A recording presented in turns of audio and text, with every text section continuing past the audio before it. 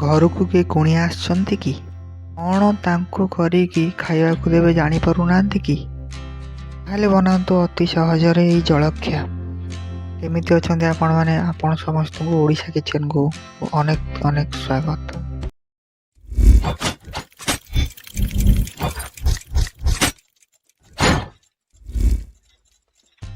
ମୁଁ ଗୋଟିଏ ମିଡ଼ିୟମ୍ ସାଇଜ୍ର ବନ୍ଧାକୋବି ନେଇଛି।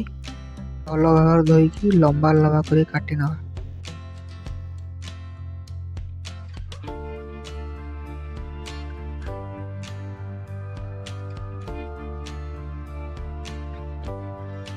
ବନ୍ଧାକୋବି ସବୁକୁ ସରୁ ସରୁ କରି ଏଠି କାଟି ନେଲି। ଏବେ ଗୋଟେ ମିକ୍ସିଂ ବାଉଲରେ ଗୋଟେ କପ୍ ବେସନ ନେଇଛି, ଆଉ ଗୋଟେ କପ୍ କର୍ଣ୍ଣଫ୍ଲାୱାର ନେଇଛି, ଆଉ ଗୋଟିଏ ହାଫ୍ ଚାମଚ କାଶ୍ମୀର ରେଡ୍ ଚିଲି ପାଉଡ଼ର, ଆଉ ଏଠି ମୁଁ ହାଫ୍ ଚାମଚ ସ୍ୱାଦ ଅନୁସାରେ ଲୁଣ ନେଇଛି। ଆଉ କାଟି ରଖିଥିବା ବନ୍ଧାକୋବିକୁ ମସଲାରେ ପକାଇବା। ଏବେ ବନ୍ଧାକୋବି ଆଉ ମସଲାକୁ ଭଲ ଭାବରେ ମିଶାଇବା। ଏବେ ପାଣିକୁ ଅଳ୍ପ ଅଳ୍ପ କରିକି ମସଲାରେ ପକାଇକି ତାକୁ ଭଲ ଭାବରେ ମିଶାଇ ଦେବା।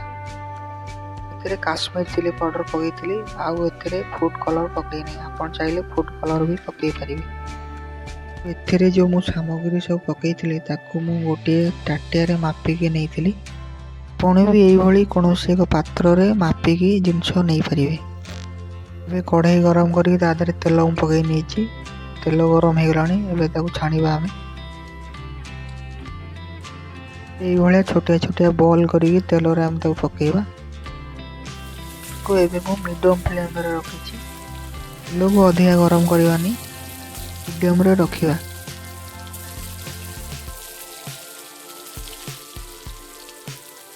ଜଳଖିଆକୁ ନାଲି ହେଲା ପର୍ଯ୍ୟନ୍ତ ଛାଣିବା।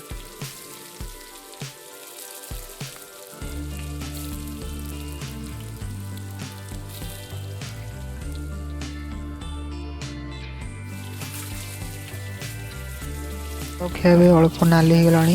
ଗ୍ୟାସ୍କୁ ଏବେ ବି ମୁଁ ମିଡ଼ିୟମ୍ ଫ୍ଲେମ୍ରେ ରଖିଛି, ତାକୁ ହାଇ ଫ୍ଲେମ୍ କରିନି। ଏବେ ଜଳଖିଆ ପୁରାପୁରି ନାଲି ହେଇଗଲାଣି। ଏବେ ତାକୁ ତେଲରୁ ଆମେ କାଢ଼ିଦେବା। ଏବେ ତାକୁ ସବୁ ତେଲରୁ ଆମେ କାଢ଼ି ନେଲି। ଆଉ ଯାହା ବାକି ବଳକା ଥିଲା ତାକୁ ଛାଣି ନେଉଛି। ଏବେ ପ୍ରସ୍ତୁତ ହେଇଗଲା ଆମ ଜଳଖିଆ।